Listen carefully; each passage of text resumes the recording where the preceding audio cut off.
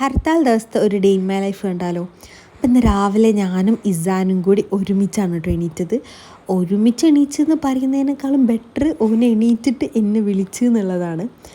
എന്തായാലും ഞാൻ എണീറ്റല്ലോ. അങ്ങനെ ഓനും ഞാനും കൂടി ഫ്രഷ് ആയിട്ട് നേരെ കിച്ചണിലേക്ക് വന്നു കേട്ടോ. ഇന്നിപ്പോൾ നല്ല റിലാക്സ് ചെയ്ത് ഫുഡ് കഴിക്കാനുള്ളൊരു ഡേ ആണ്.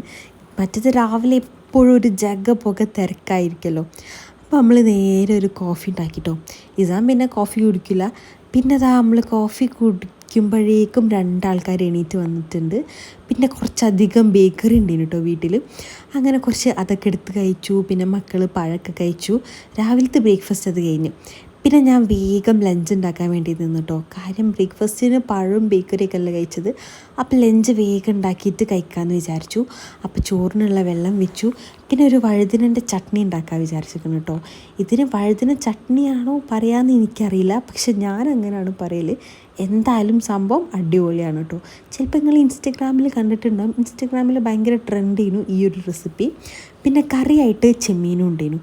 അപ്പോൾ ചെമ്മീൻ നല്ല തേങ്ങാപ്പാലൊക്കെ ഒഴിച്ചിട്ട് അങ്ങനെ കറിയാക്കാമെന്ന് വിചാരിച്ച്. പിന്നെ കുറച്ച് പൊരിക്കും ചെയ്യാം. പിന്നെ ചിക്കനും ഉണ്ടല്ലോ ഇവിടെ. പിന്നെ ഇസാന് ചിക്കനെ കൂട്ടുള്ളൂ കേട്ടോ. ചിക്കനെ മീൻസ് ചെമ്മീൻ കൂട്ടൂല.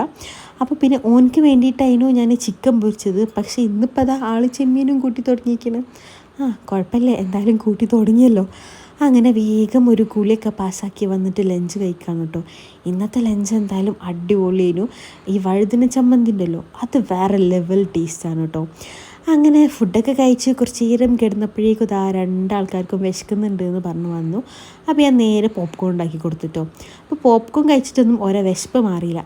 അപ്പോൾ ഞാനിവിടെ പുഡിങ് ഉണ്ടാക്കാൻ വിചാരിച്ചു. കുറച്ച് കസ്റ്റർഡ് പൗഡർ ഉണ്ടായിരുന്നു, ബിസ്ക്കറ്റും പാലും ഒക്കെ ഉണ്ടായിരുന്നു.